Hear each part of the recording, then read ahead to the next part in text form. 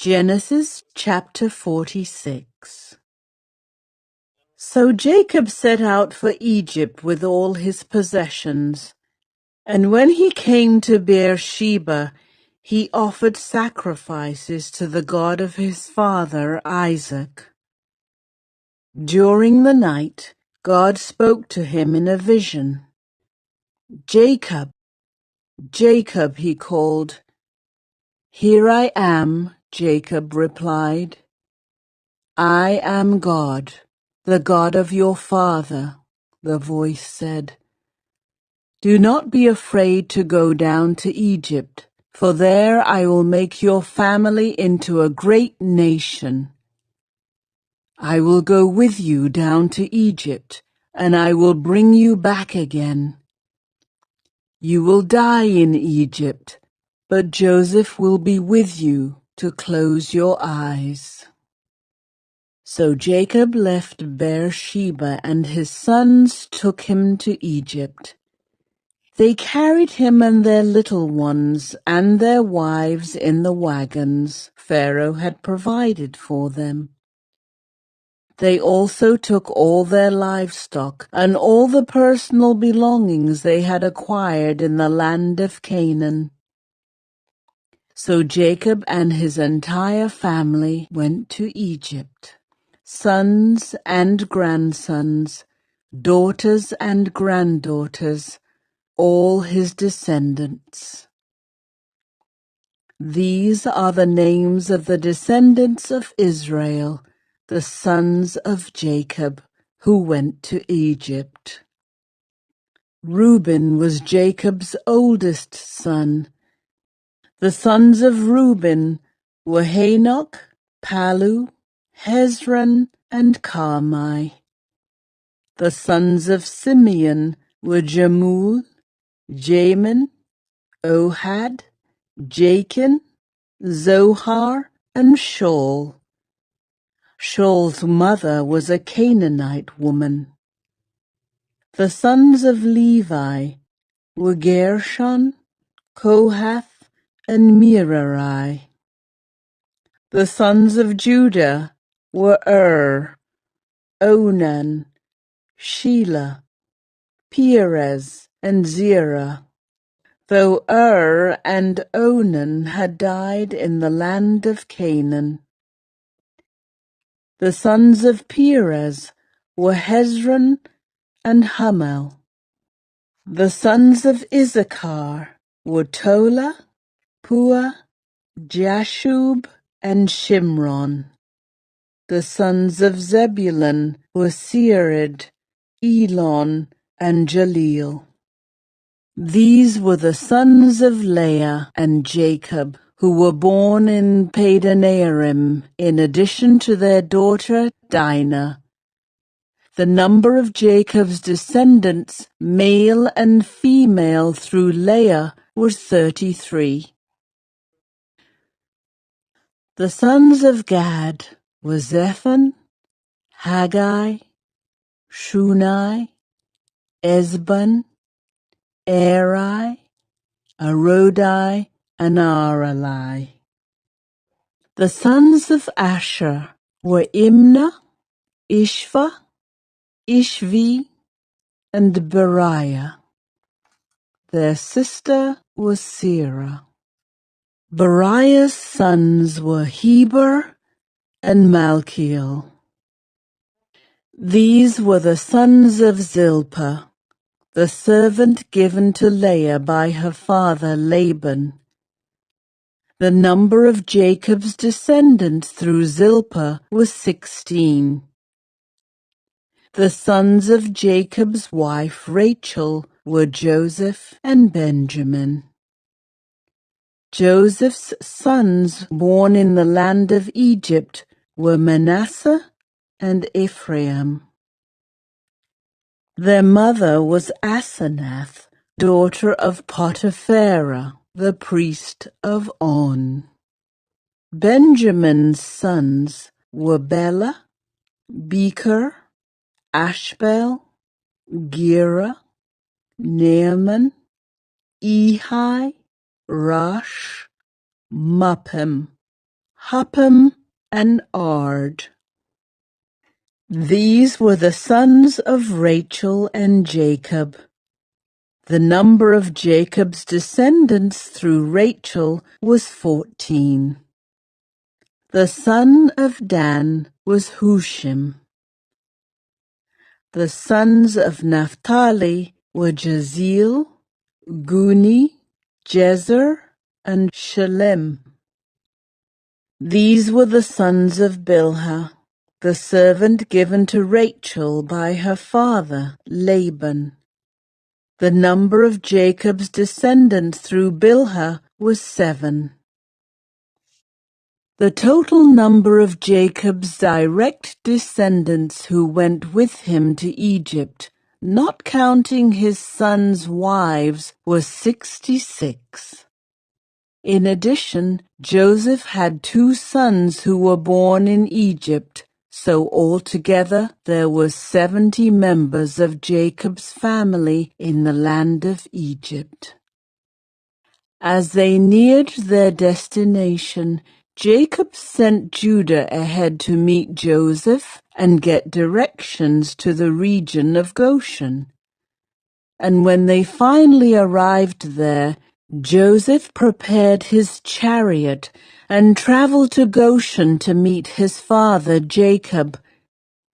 When Joseph arrived, he embraced his father and wept, holding him for a long time.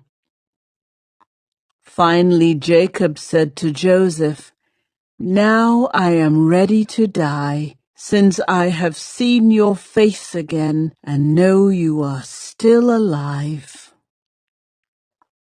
And Joseph said to his brothers and to his father's entire family, "I will go to Pharaoh and tell him, my brothers and my father's entire family have come to me from the land of Canaan.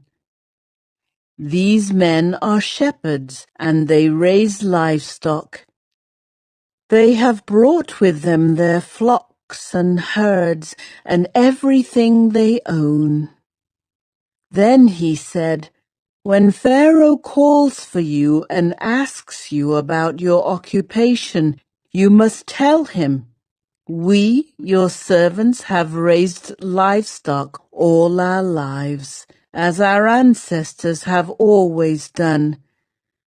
When you tell him this, he will let you live here in the region of Goshen, for the Egyptians despise shepherds." Genesis chapter 47. Then Joseph went to see Pharaoh and told him, "My father and my brothers have arrived from the land of Canaan. They have come with all their flocks and herds and possessions, and they are now in the region of Goshen." Joseph took 5 of his brothers with him and presented them to Pharaoh. And Pharaoh asked the brothers, "What is your occupation?" They replied, "We, your servants, are shepherds, just like our ancestors. We have come to live here in Egypt for a while, for there is no pasture for our flocks in Canaan. The famine is very severe there, so please, we request permission to live in the region of Goshen." Then Pharaoh said to Joseph, "Now that your father and brothers have joined you here, choose any place in the entire land of Egypt for them to live. Give them the best land of Egypt. Let them live in the region of Goshen, and if any of them have special skills, put them in charge of my livestock too." Then Joseph brought in his father Jacob and presented him to Pharaoh, and Jacob blessed Pharaoh. "How old are you?" Pharaoh asked him. Jacob replied, "I have traveled this earth for 130 hard years. but my life has been short compared to the lives of my ancestors." Then Jacob blessed Pharaoh again before leaving his court. So Joseph assigned the best land of Egypt, the region of Ramses, to his father and his brothers, and he settled them there, just as Pharaoh had commanded. And Joseph provided food for his father and his brothers in amounts appropriate to the number of their dependents, including the smallest children. Meanwhile, the famine became so severe that all the food was used up, and people were starving throughout the lands of Egypt and Canaan.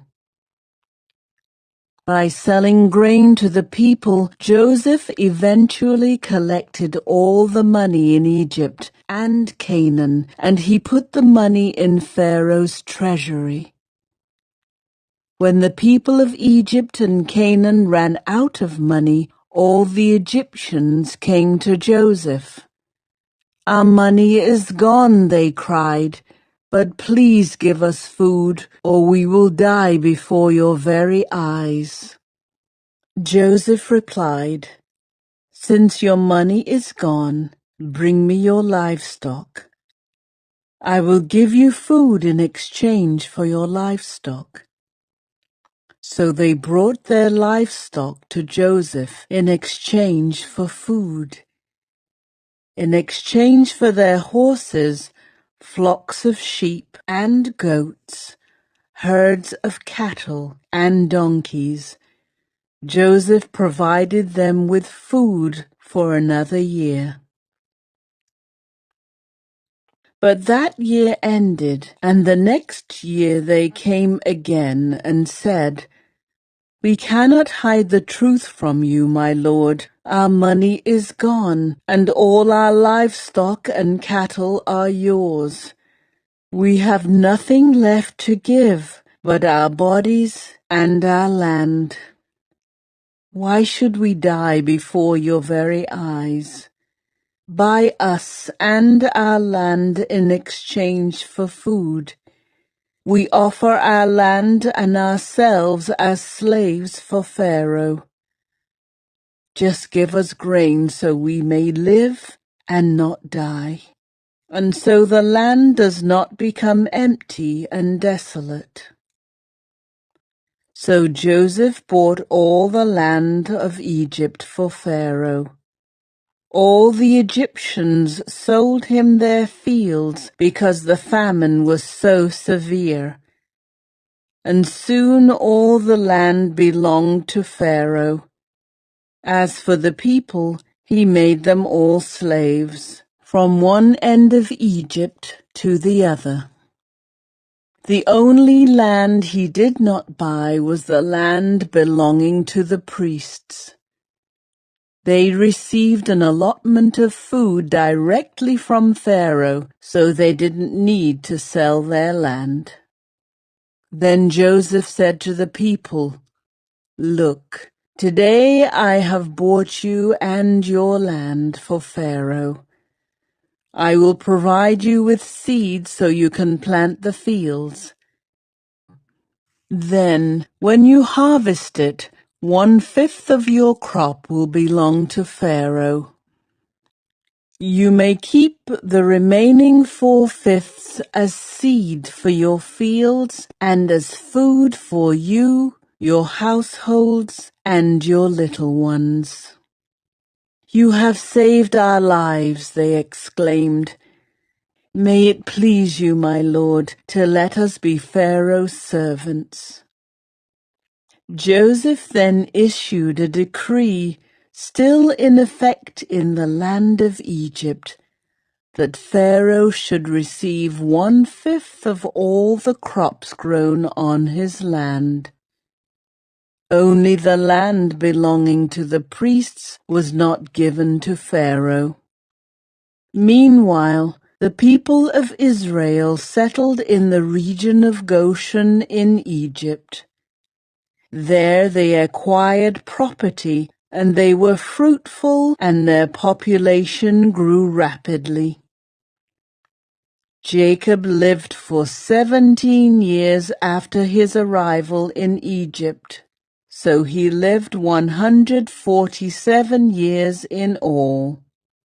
As the time of his death drew near, Jacob called for his son Joseph and said to him, "Please do me this favor. Put your hand under my thigh and swear that you will treat me with unfailing love by honoring this last request. Do not bury me in Egypt. When I die, please take my body out of Egypt and bury me with my ancestors."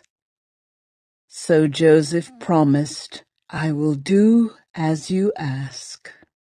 "Swear that you will do it," Jacob insisted. So Joseph gave his oath, and Jacob bowed humbly at the head of his bed. Genesis chapter 48.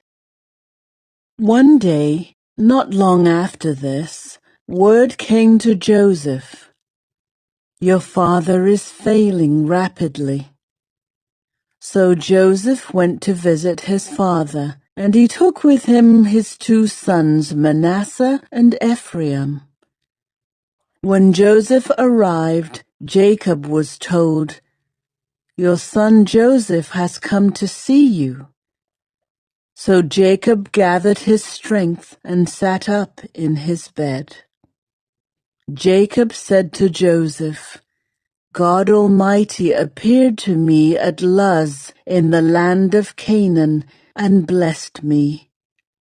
He said to me, 'I will make you fruitful, and I will multiply your descendants.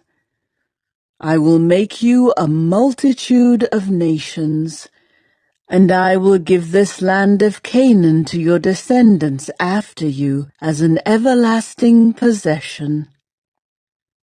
Now, I am claiming as my own sons these 2 boys of yours, Ephraim and Manasseh, who were born here in the land of Egypt before I arrived.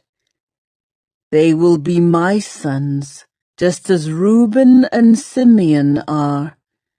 But any children born to you in the future will be your own, and they will inherit land within the territories of their brothers Ephraim and Manasseh. Long ago, as I was returning from Padan-aram, Rachel died in the land of Canaan. We were still on the way, some distance from Ephrath, that is, Bethlehem. So with great sorrow I buried her there beside the road to Ephrath. Then Jacob looked over at the 2 boys. "Are these your sons?" he asked. "Yes," Joseph told him. "These are the sons God has given me here in Egypt." And Jacob said, "Bring them closer to me so I can bless them." Jacob was half blind because of his age and could hardly see. So Joseph brought the boys close to him, and Jacob kissed and embraced them. Then Jacob said to Joseph, "I never thought I would see your face again, but now God has let me see your children too." Joseph moved the boys who were at their grandfather's knees, and he bowed with his face to the ground. Then he positioned the boys in front of Jacob. With his right hand he directed Ephraim towards Jacob's left hand, and with his left hand he put Manasseh at Jacob's right hand. But Jacob crossed his arms as he reached out to lay his hands on the boys' heads. He put his right hand on the head of Ephraim, though he was the younger boy, and his left hand on the head of Manasseh, though he was the firstborn.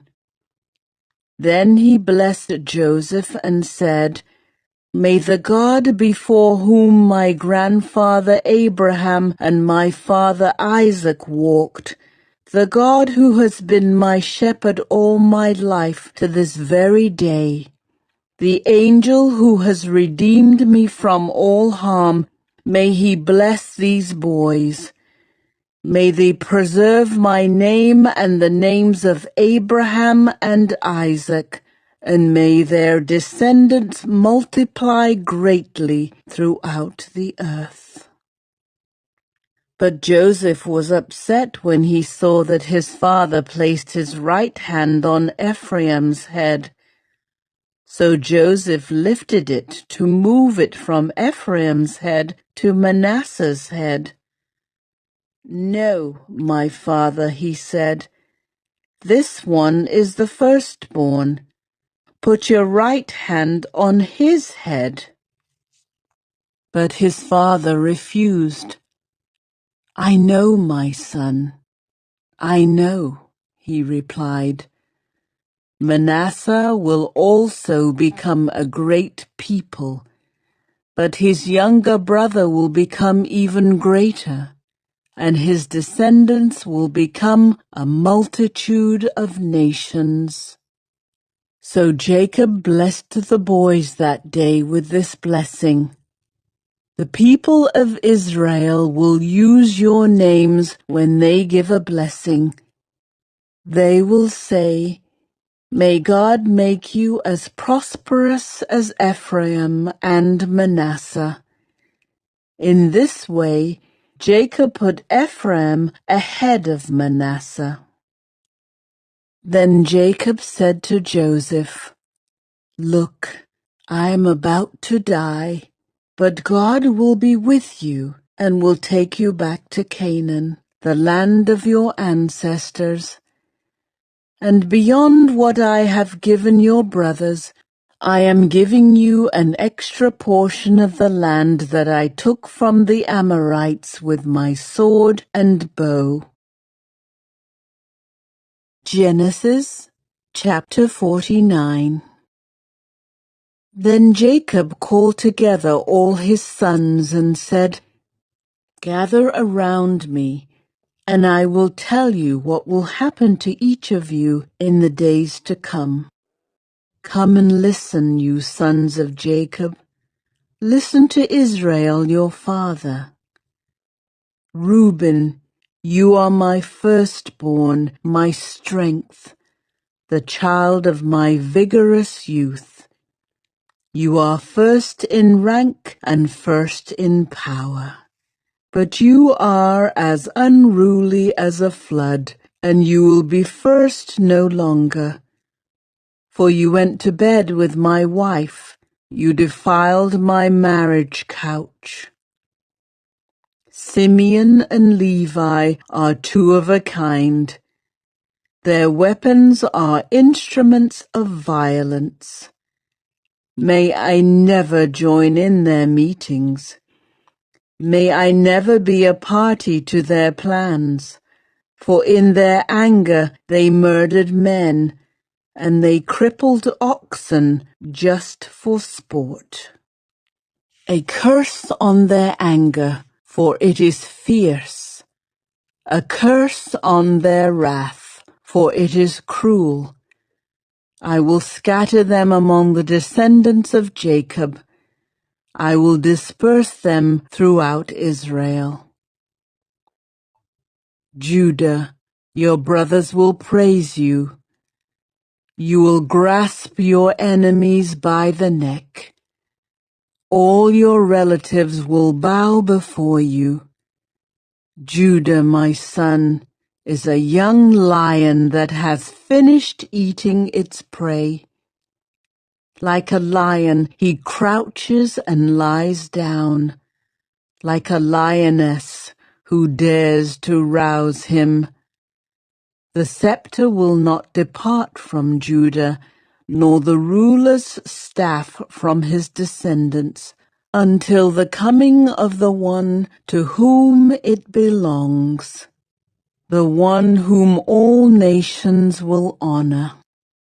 He ties his foal to a grapevine, the colt of his donkey to a choice vine. He washes his clothes in wine, his robes in the blood of grapes. His eyes are darker than wine, and his teeth are whiter than milk. Zebulun will settle by the seashore, and will be a harbor for ships. His borders will extend to Sidon. Issachar is a sturdy donkey, resting between two saddle packs. When he sees how good the countryside is and how pleasant the land, he will bend his shoulder to the load and submit himself to hard labor. Dan will govern his people like any other tribe in Israel. Dan will be a snake beside the road, a poisonous viper along the path that bites the horse's hooves so its rider is thrown off. I trust in you for salvation, O Lord.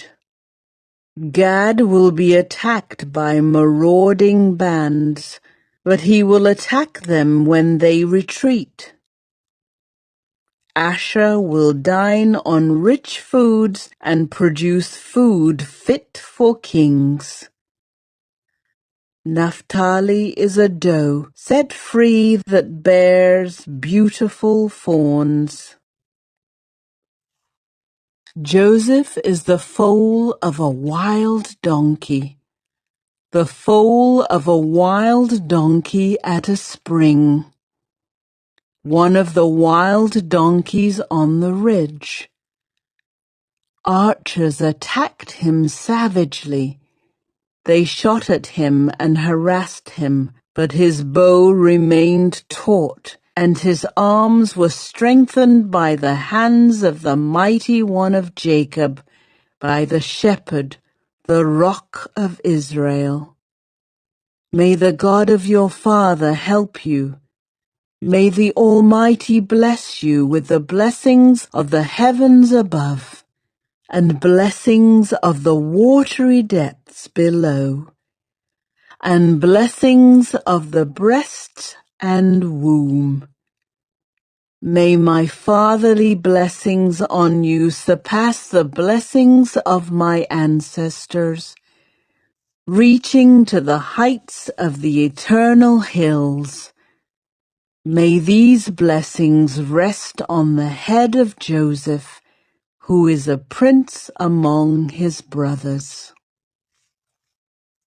Benjamin is a ravenous wolf, devouring his enemies in the morning and dividing his plunder in the evening. These are the 12 tribes of Israel. And this is what their father said as he told his sons goodbye. He blessed each one with an appropriate message. Then Jacob instructed them, "Soon I will die and join my ancestors. Bury me with my father and grandfather in the cave in the field of Ephron the Hittite. This is the cave in the field of Machpelah, near Mamre in Canaan, that Abraham bought from Ephron the Hittite as a permanent burial site. There Abraham and his wife Sarah are buried. There Isaac and his wife Rebekah are buried. And there I buried Leah. It is the plot of land and the cave that my grandfather Abraham bought from the Hittites." When Jacob had finished this charge to his sons, he drew his feet into the bed, breathed his last, and joined his ancestors in death. Genesis chapter 50. Joseph threw himself on his father and wept over him and kissed him. Then Joseph told the physicians who served him to embalm his father's body. So Jacob was embalmed. The embalming process took the usual 40 days, and the Egyptians mourned his death for 70 days. When the period of mourning was over, Joseph approached Pharaoh's advisers and said, "Please do me this favor and speak to Pharaoh on my behalf. Tell him that my father made me swear an oath. He said to me, 'Listen, I am about to die. Take my body back to the land of Canaan and bury me in the tomb I prepared for myself. So please allow me to go and bury my father. After his burial, I will return without delay.'" Pharaoh agreed to Joseph's request. "Go and bury your father as he made you promise," he said. So Joseph went up to bury his father. He was accompanied by all of Pharaoh's officials, all the senior members of Pharaoh's household, and all the senior officers of Egypt. Joseph also took his entire household and his brothers and their households. But they left their little children and flocks and herds in the land of Goshen. A great number of chariots and charioteers accompanied Joseph. When they arrived at the threshing floor of Atad near the Jordan River, they held a very great and solemn memorial service with a 7-day period of mourning for Joseph's father. The local residents, the Canaanites, watched them mourning at the threshing floor of Atad. Then they renamed that place, which is near the Jordan, Abel Mizraim, for they said, "This is a place of deep mourning for these Egyptians." So Jacob's sons did as he had commanded them. They carried his body to the land of Canaan and buried him in the cave in the field of Machpelah, near Mamre. This is the cave that Abraham had bought as a permanent burial site from Ephron the Hittite. After burying Jacob, Joseph returned to Egypt with his brothers and all who had accompanied him to his father's burial. But now that their father was dead, Joseph's brothers became fearful.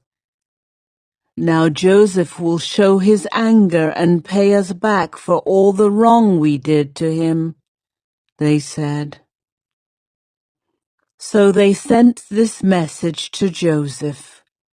"Before your father died, he instructed us to say to you, 'Please forgive your brothers for the great wrong they did to you, for their sin in treating you so cruelly.'